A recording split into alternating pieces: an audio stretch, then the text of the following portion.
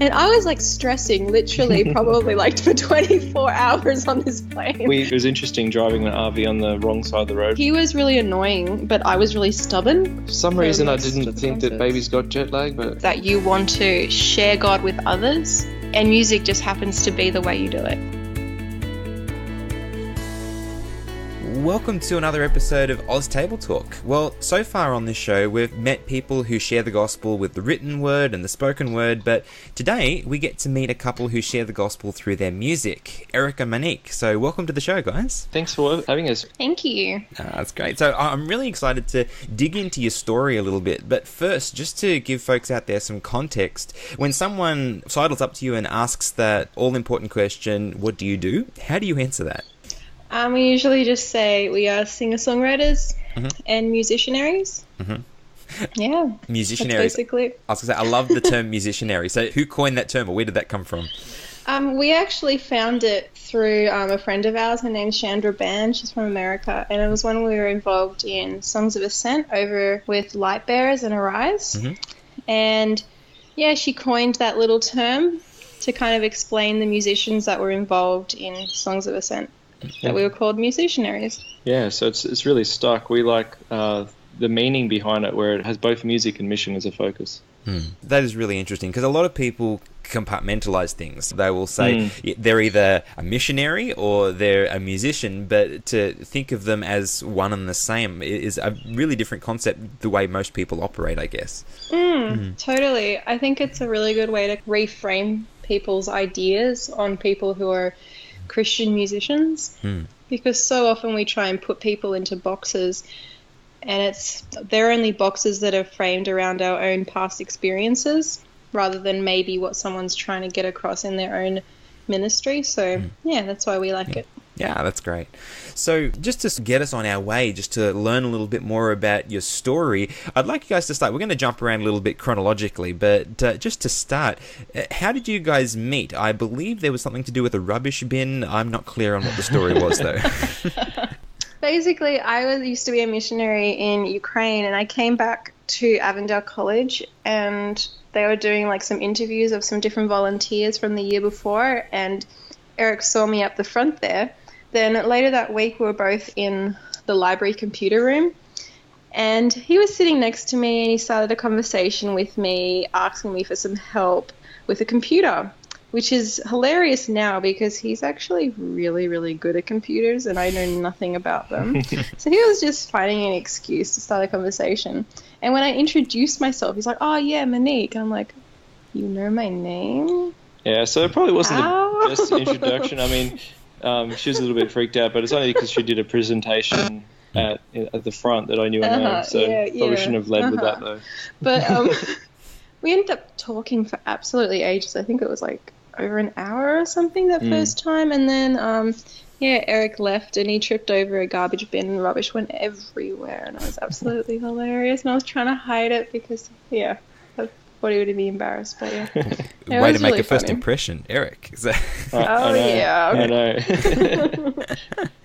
Very memorable.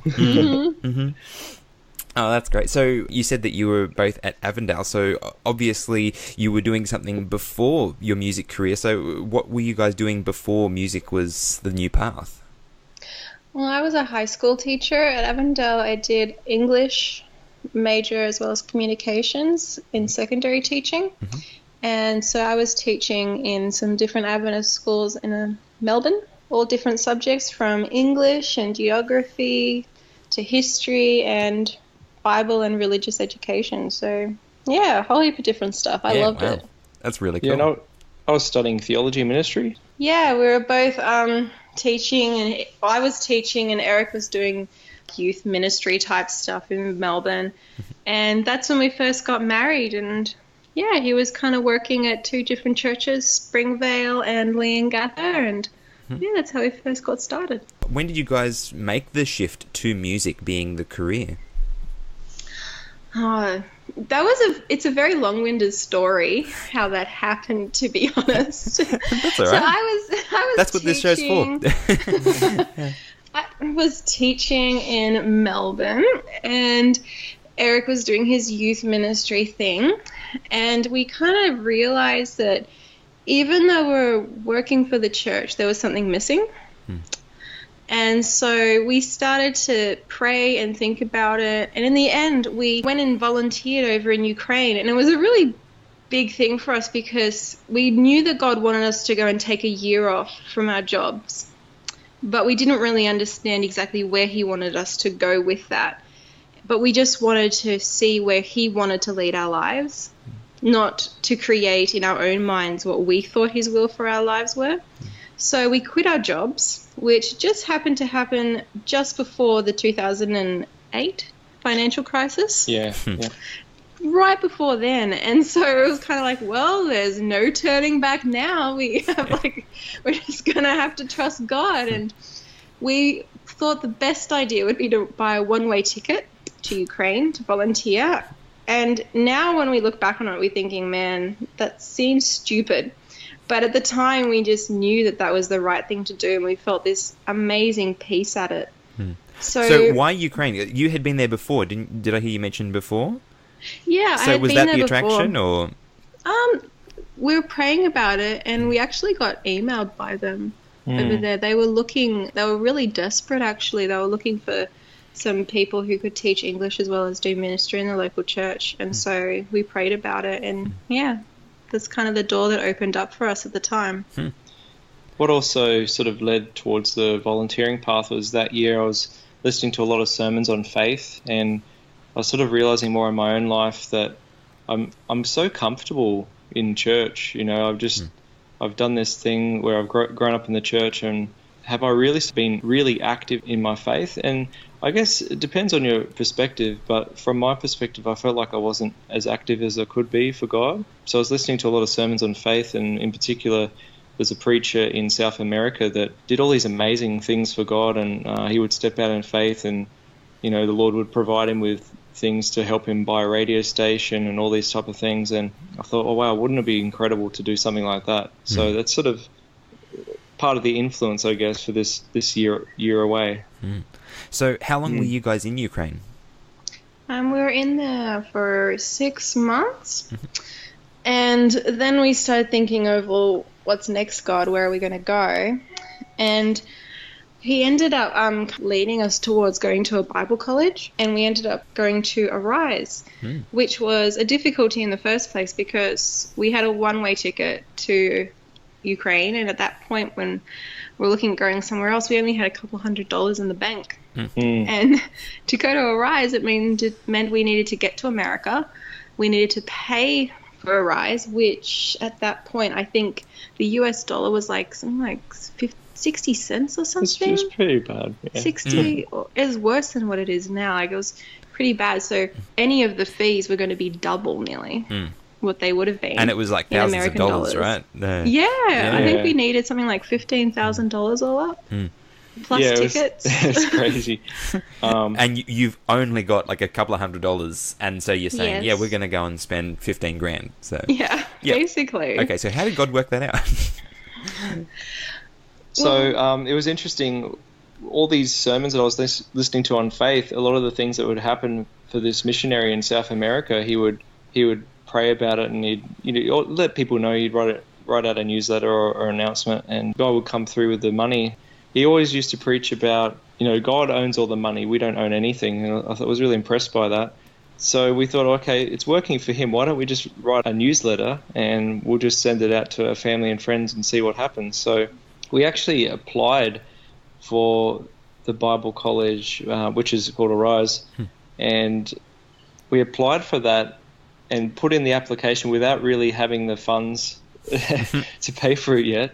And to cut a long story short, I can't remember the exact amount of time it was, but the funds were trickling in. We were just blown away by how this was all working. How does this happen to us? Usually you just think of these stories about in the mission field and all these countries, like, this is actually happening to us as well. Wow. We're just so blown away by it. Yeah, there were just so many different threads of the story that came together in the exact right way. And one of them was, we're trying to figure out, okay, so all these funds are coming in to pay for the school, but how are we going to get there? And right when we were looking at ticket prices and stuff to get from Ukraine all the way over, Kevin Rudd gave away that $900 as the for the recession money, and that was the exact ticket price we needed to get to Washington DC, where my uncle lived. So it was just amazing how God just pulled all of these different threads together. And then my grandparents were actually going to be driving across America in an RV. And, they Skyped us and said, well, we're doing this at this time. And it was the exact right time that we needed to get from East Coast to West Coast. And they'd be doing that trip for a couple of years, Yeah. and usually they'd go later in the year, but for some reason this year they were going earlier, which was perfect. Yeah, and they wanted some help to drive. So, so it wasn't, what I think is amazing is how God not only gave us exactly what we needed, he gave us more than what we needed, and we were able to actually, spend this bonding time with my grandparents and see America as well as we hitchhiked with them across the country in their one RV, not hitchhiking. But Yeah. That's incredible. Like you said, the amount of variables that God had to line up is, it would be very difficult to go ahead and say, coincidence, sorry. Totally. Yeah, it's amazing. And I mean, it was interesting driving the RV on the wrong side of the road for the first time, but that was fun. Did you ever forget and start swerving over? On the highways, it's fine, but during the initial week, there was when you pull out of a car park, you're like, oh, hang on, that's right, the other side. Oh, yeah. But it's only like minute fractions of a second where you, you're switching over. And now, actually, it's weird now. Like whenever you go to the other side of the world and drive on their side, whenever you come back to Australia, it's like, oh, I've got to readjust again. It's just crazy. So you guys do that. You get to Arise, and so what was the experience like there? Oh man, it is definitely one of the best things we've ever done in our lives. I mean, it was literally a mountaintop experience. We're at a summer camp facility on a mountaintop, and just the teaching was so great. We were learning stuff about the Bible that, for some reason, growing up in the church, I hadn't learnt. Maybe I was not paying attention or something. There was amazing teaching, and just the fellowship and the community. It was incredible. Biblical yet practical. Yeah. And I think that's wonderful. That seems to be an element that is missing from a lot of different programs. There's a lot of theology programs that are available in different places, but there's not many that actually marry the practical element in with it very well. And so that's really awesome to hear. I've never heard anything but great reports about the Arise program. Oh, it was fantastic. I think anyone who's even thinking of going, or if God's kind of putting into their mind that they should do it and they're worried about how they're going to figure it out with logistics and their work or their money, just... if God wants you to go, he'll figure out a way.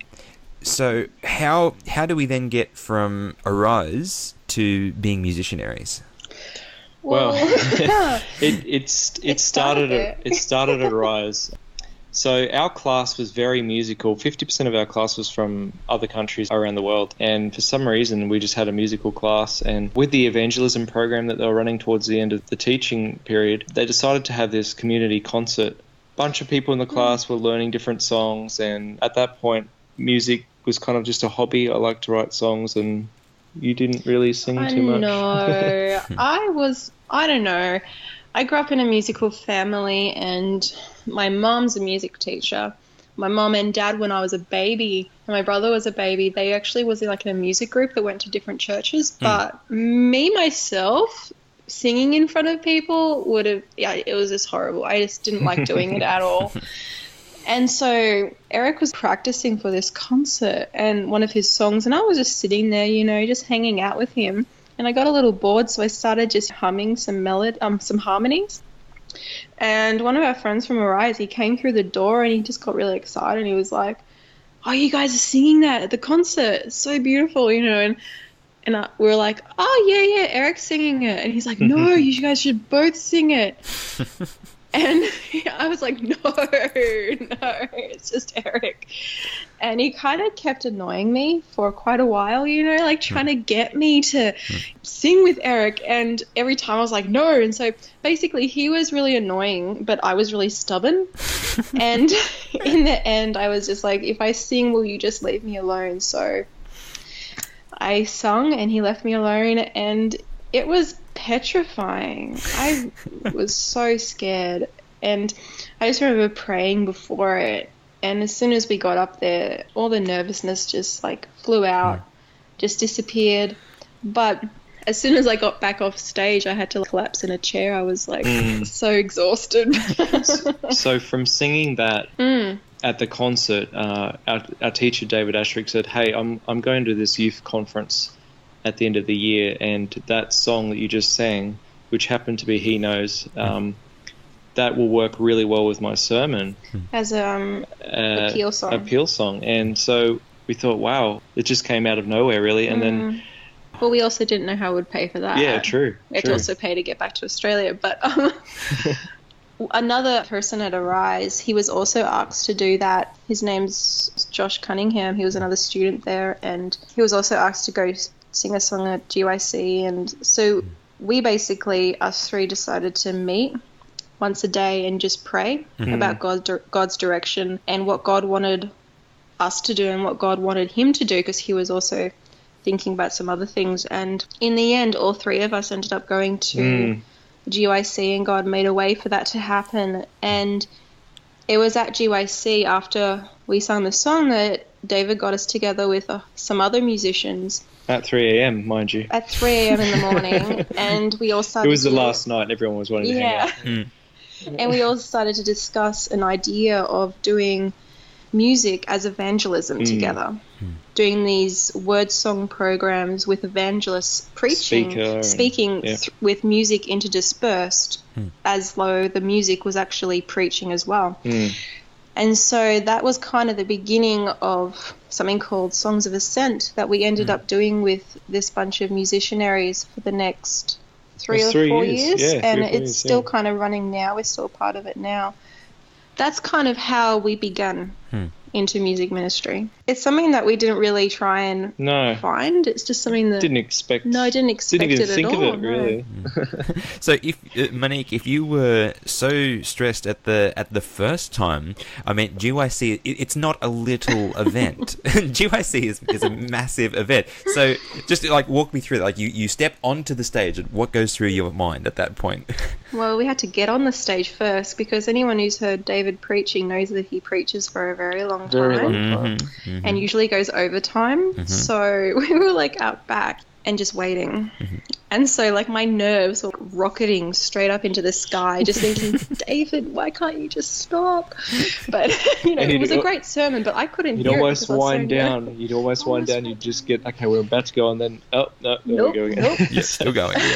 Still going. Actually, that was my first exposure to you guys. I had the DVDs of that GYC, and that's the first time that I saw you when you performed that song. So, really? Well, there you go. There you go. Yeah, I was basically sat in a chair in a corner all by myself, and I was just praying and praying, and I was so nervous. I was shaking. And then as soon as we stepped out onto the stage, it was a real spiritual moment actually for me, because it was an appeal. And David had actually gotten everyone to kneel down in prayer to God. And so looking out onto a sea of people who are kneeling down with their hearts trying to find God was such a beautiful moment. And all of the nerves fled. I stopped shaking, and all I could think about was worshiping God. It's like the sea of people just became a blur, and God was the only focus, because we were all focusing on just God. But then as soon as I left the stage, I collapsed in a chair again. I was just a complete ball. And that, to me, it was starting doing music in that kind of way. It's always been in the back of my mind that I can only do this in God's strength. It's only through him, because I know that I couldn't have done it without him. My voice would have been all over the place with nerves, but yeah, God stayed it. I guess in your particular case, people that do any kind of performing, be that music or preaching, anything where you're up front and visual, it's very easy to have to battle with pride. And it sounds like, that's a real gift that God has been able to help you battle that particular way. It's interesting, because like now I don't really get nervous anymore when we're doing concerts or anything, but every so often we do like a one-off song at a church or something, and the nerves come back and I have to pray again. Like, we always pray before things, but I have to specifically just pray, you know, and put my mind back in that place. And again, God just removes them. And for my own spiritual journey, I know that that's something that I know that I need sometimes. You know, just to remind myself that it is God. Yeah. It's always God who's given us the ability to do this, who's given me the ability to sing and to sing in front of people, which never wanted to do, but also to sing harmony, which before we started this, I didn't think I could do. So, just to remind me that it's God.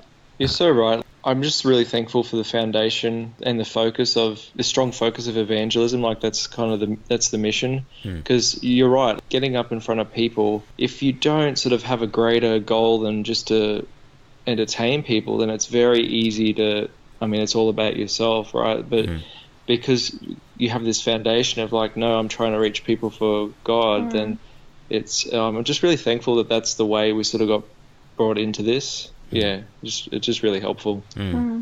So obviously you guys done an awful lot of touring, a lot of travel, and obviously Songs of Ascent, so, you know, traveling with other musicians. And over the years, have there been any favorite places or memorable stories? Oh, wow.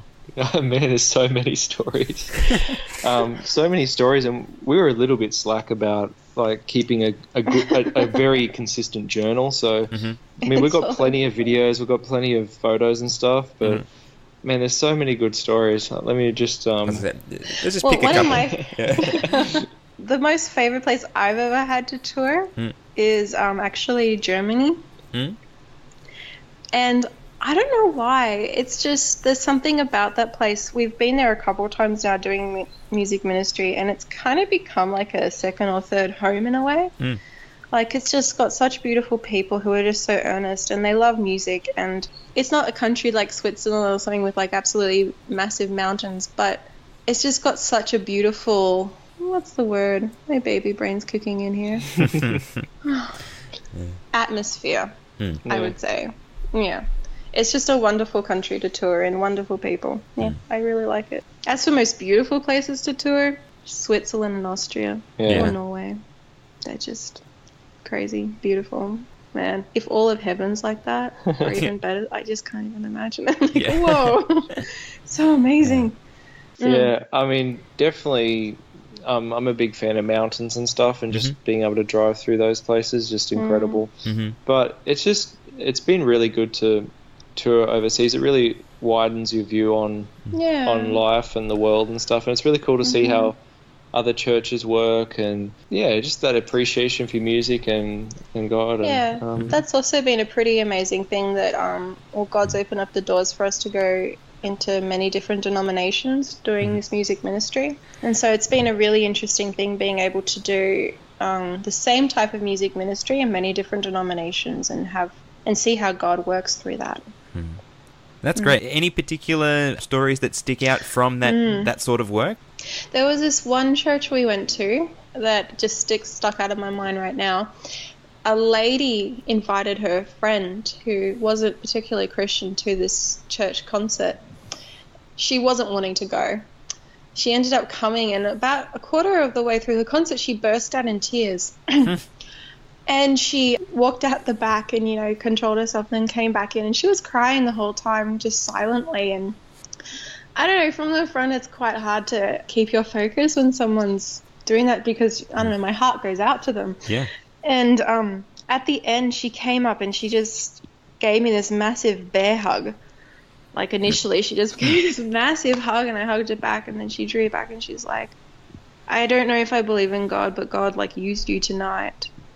And she started detailing what had been happening with her, and basically her whole life has fallen apart, with her marriage falling apart and her kids going away from her. And she was actually going through the process that day of posting off her divorce papers. And because of that, she didn't want to go anywhere. She didn't want to see anyone. And her friend had been, like, you know, asking her, and she's like, usually I don't like going to churches or anything, but she just had this feeling that she should go. And she came, and they had to drive like an hour to get here to the concert. And they came, and she said she does not regret it at all, because she felt peace like she hadn't felt, and she felt loved like she hadn't felt in a very long time. That and is she's incredible. like, maybe God is real. It's one of those moments that I've never been able to forget. There was another time, actually, I think it was near Brisbane in Australia, where we'd come to this church, and the person was trying church for the last time. They just had they were just sick of it for some reason. I don't know what their full story was, but they were just giving it one more try. And for some reason, whatever we said, we just happened to be there. We just happened to be there, and what we said in the message and song really touched them, and they were really convicted that no, this is where I need to be. So, they messaged us a year later and told us this story, and she said that from that day she gave her heart back to God, got baptized, and was really involved in ministry now. That's amazing how God can just bring people together at that vital intersection. That's amazing. Yeah. Oh, another amazing story. This is something that God did for us, because we're a faith-driven ministry, so oftentimes we'll be touring and stuff because we believe that God's brought us to go tour in that area, but we're not exactly sure how we're going to, pay for things or whatever. And this time we're going to Europe, and we had enough money to pay for part of the car rental and everything, and maybe one meal before we got to our first concert. So we didn't really have enough money in order to get to the first concert, and I was a little worried about it because, there's a lot of other costs involved in travel, like, there's taxes because we bring CDs and all that kind of thing. And so, I was praying about it, and Eric, the whole time over there, this is like a 24-hour flight. Eric's like, don't worry. God has it in his hands. It's fine. Don't worry. And he was all chill. And I was stressing literally probably for 24 hours on this plane. We each have our turns of stressing. We do. So I'll admit, I was having a down moment in faith for 24 hours, and I was stuck on this plane. I'm thinking, well, at least I don't have to spend money on here. And I was and so we got to Germany, and we got through the airport, and I just was like, oh, I need to go to the bathroom.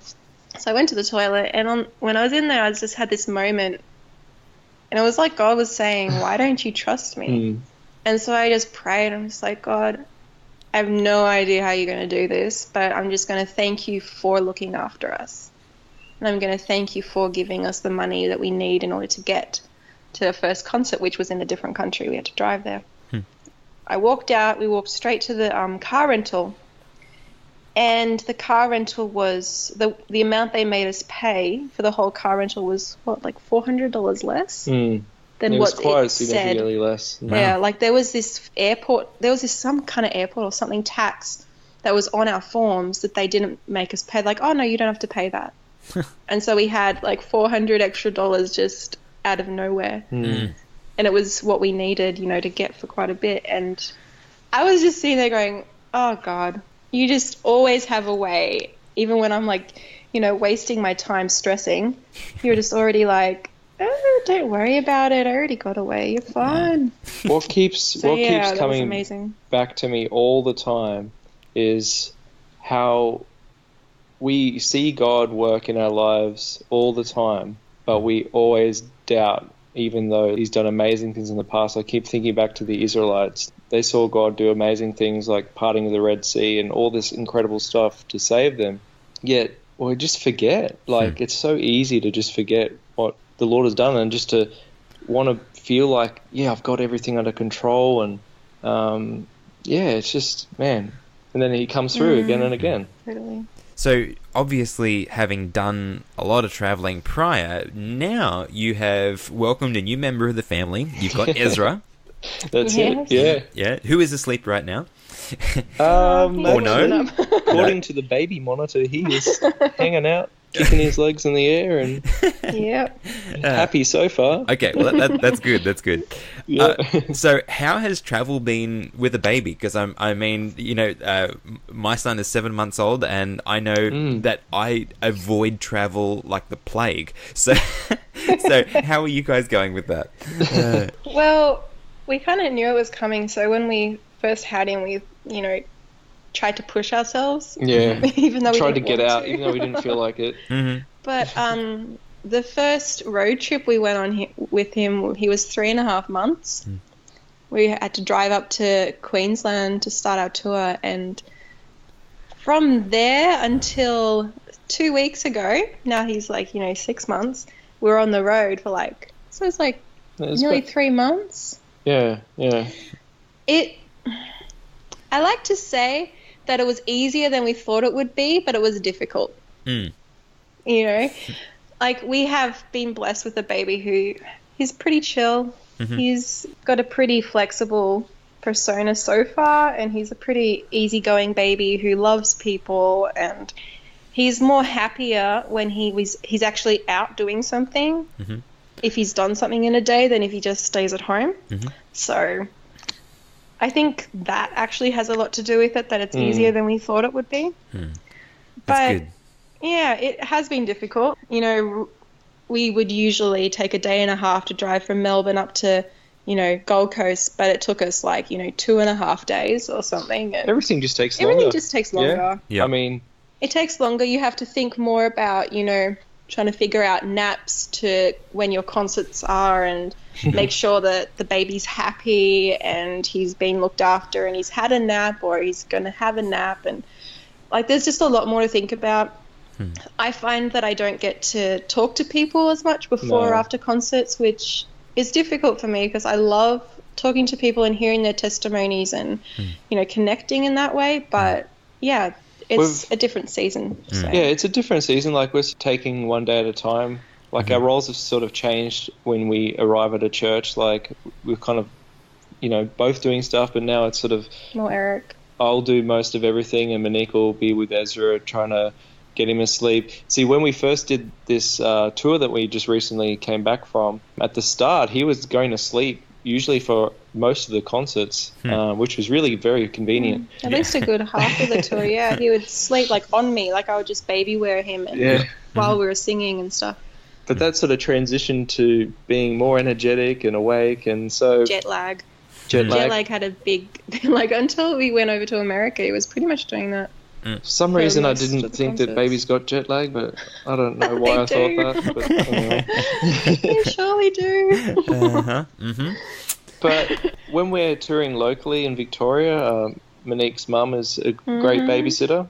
But when we're away, during this last part of the tour, we thankfully had a lot of friends in the area that could come and help us. And when we were up in the Brisbane area before that... I just either baby wear him during a concert or... Actually, I wore him once the whole concert when he was awake, and he was absolutely fine. And or some God would provide someone that we could trust who could look after him. Sit in the front row, and he just sits in the front row, just happy. I wouldn't like to be touring right now though, because he's cutting a tooth right now, so it's a little bit. He's not crying right now, but he's definitely more fussy. That's for sure. Yeah. So obviously, when you guys at home, it would be very different to when you're on tour. But what does an average day look like for Eric and Monique and Ezra? I never thought there'd be so much office administration going into this. You kind of, it's interesting. You look at artists and you look at music groups and you think, man, it's so cool. They just get to travel everywhere and they do concerts and stuff, which is true. But the other side of the coin is that in order to do that, I would say at least 80% of all time spent is planning for that next tour or that next thing that you're doing.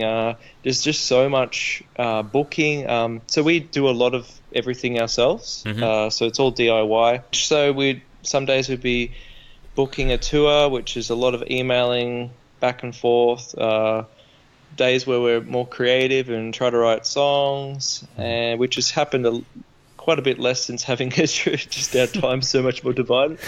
But a lot of office work. What else would we do in a day? Typical day. I just seem to spend too much time in front of the computer, really. Yeah. Booking takes up a lot of time. Yeah. In order to book out a really good 3-month tour, it might take 4 or 5 months in order to do that. Just all of the organization of it. We're trying more and more to try and put some creativity into it, which is harder than you would think sometimes in order to, like, you know, create that time where you're able to just write songs or do anything like that. Yeah, and just the all the online stuff. So maintenance of website, content creation, all of that stuff, all eats up in your time. So. Yeah, and speaking of content creation, I've been watching your vlog on YouTube. Okay. And because I put some videos together just for the sake of family, pretty much. But I appreciate the amount of work that goes into making them look as good as you do. So you guys are doing a great job with that. So thanks. Yeah, that was a bit of an experiment. And now we like doing it. It's for ourselves. It's probably more for ourselves than anything. Just the memory of just watching Ezra grow up and stuff. But yeah, it's fun. Yeah, that is awesome. Are you finding like you're getting interaction, like you're building a viewer base? You know, it's interesting. Like YouTube recommends that you upload a video very frequently. So we're doing a new video every week at the moment, and I'm not sure if that's enough now. Like, there is definitely an increased engagement level, but I would think, like with a lot of things, the more you put in, the more you get out. So I think if it was a bit more regular and a bit more like that, I think it'd be increased. We used to be better at it, to be honest, but with a baby, it's this new season's really all about us trying to figure out how to do what we used to do with an added distraction. Yeah. Right now he's staring at your profile picture on Skype. Hi, Ezra. You want to say hello to Luke? Now he's trying to rip the microphone off. He sure is. Still following this train of thought, just before we start to wrap up, is that you know, your 2015 album Everlasting, right? That was the result of a Kickstarter campaign. Oh yeah. You know, I was thinking about that. You know, there's so many people that try to make crowdfunding work and fail miserably, but you guys were able to make that work. How did you do that? What was the secret to your success with that? Oh, Monique was the brainchild behind that one. You did how many hours of research? I did a lot of ridiculous amount of it. Weeks of research before we even started thinking about it. So I did lots of research, looked into all different ways of how to do it, how people had succeeded in the past, and all of that. And then we started to put all of that research into action, into what we wanted to do. And so it took a good month or more before we even started to, you know, put it all together. I think just being very intentional about promotion and almost uncomfortably intentional in that I mean that you're really pushing it, but you're kind of almost feeling, oh man, I hope people aren't getting sick of this now. You're just a little bit, yeah. I think it does also help that we've done so much touring because we have all of those people in to, you know, tell about this Kickstarter and this crowdfunding. And that was after we'd been touring at that point for about 5 or 6 years or something. Yeah, that definitely helped. So that helps. And while the campaign was going, we also were touring. And so the people at the concerts, we gave them the opportunity to, you know, fund the campaign while getting some of the CDs, some of the rewards right then and there. Awesome. Which kind of helped. Many elements factoring in together. And to be honest, like, you just never know with those things. Like, we were very nervous towards the end. Like, are we even going to make the goal? Because for people that don't know about Kickstarter's ruling, but if you don't meet the funding, you don't get anything. So, yeah. It was very scary. But, yeah, I think even now it's like, oh, do you do it again? That's great. Well, I just got a couple of questions before we do wrap up, and really it's more focused around the music, and that is, when you guys do write a song, what does the process to that look like? Do you just sit down, write it, and you're done, or is it a long process? Is it a short process? It depends on the song, really. Example, Everlasting. That song, we really believe it was just sort of handed on a plate by God. It just came like within 30 minutes to an hour, just the whole thing.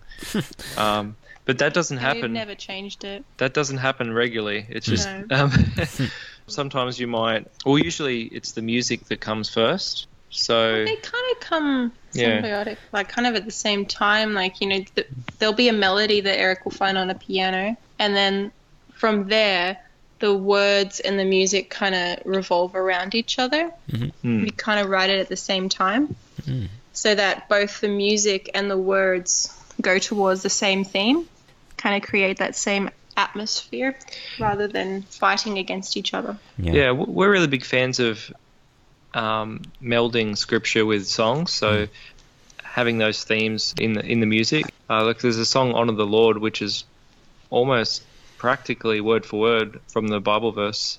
Yeah, we just really enjoy being very intentional about getting a message through a song. Definitely. People. Sometimes it can be hard, like we'll start to write a song and it just doesn't work. It just isn't coming together, and so often we'll just shelf it. We'll just stop. We'll either work on something else or we'll just leave it, and I don't know. As songwriters, we aren't personally the type that try and, push through a song and force it to happen. We'll kind of just let it happen naturally. And if it's not, we'll leave it till another time when it does happen naturally. Like, there's nothing wrong with the other method of doing it. But for us creatively, it just doesn't work like that. Yeah, it's very hard to put creativity in a box and say, I'm going to be creative today. So, exactly. Yes, it can be. It's a weird balance, because you could be like that all the time. Like, I'm not feeling creative today, but then you also sort of have to actually make a time, at least allow a space to do that. Actually allow yourself time to get creative. It can be hard though to try and do that as a married couple. So we're always trying to figure out how better to create a safe place for us to be able to be creative together, because when you're married, you're more open to each other than with other people. So to do that in a creative space, you have to also try and make sure that that's a safe and respectful place and all of that. Yeah, that would be a challenge. What are some of the things that you found that have worked best as you've learnt to work together as a married couple? Make sure that you don't say the first thing that comes to your mind always. Yeah, I tend to be a bit of a perfectionist, so we can each have our own little ideas in our head but not vocalize it all the time. So it's like, if I'm wanting to take the song in a certain direction, and Nick's sort of like thinking, no, not that way, and then it's just, Communication, actually being able to communicate creativity well, that's something that we're always trying to work on. One final question for today, and that is, if there's somebody out there that's listening, has a passion for music and wants to start using their talent for God, what advice would you give them if they're looking at the path of being a musicianary? My biggest piece of advice would be to get right with God and put your focus there, and then make yourself available to use your music abilities for God. If your goal is to become a musicianary and to, do that in order to, get famous or to, get all these perks, that's not what being a musicianary is about, because it's hard, it's difficult, it's not that at all. And if you're wanting to do that, then, maybe go down another path, because to be a musicianary, I believe, is where your focus is God. Your focus is that you want to share God with others, and music just happens to be the way you do it. Yeah, it's definitely all that Monique said. You can't force it to happen. If God is calling you to do music ministry, just be faithful to that. And it might take years to happen, but to force it is sort of... I just think it's just very easy to go down the wrong path if you're just trying to get known, or if that's sort of your end goal, just to get known and to make money and to get famous, then I don't think that's the right focus, especially with music ministry being mission for God. So, well, thank you very much, guys. I really appreciate your time. But just for anybody that's listening, how can people find you? Where should they look? Social media, website, etc. So our handle for pretty much everything is at Eric and Monique. That's AND in the middle there. At Eric and Monique, that's on Twitter, Facebook, Instagram, Spotify. I don't think the handle works for Spotify, but you can just do a Google search. Yep. And our website as well. ericandmonique.com. Yeah, great, which I'll put in the show notes. So great. So thank you very much. Thank you so much, guys. Really enjoyed having you on the show. Thank you so much for having Luke. us. It was good to chat. Thank you. You say thank you, Ezra? Nope.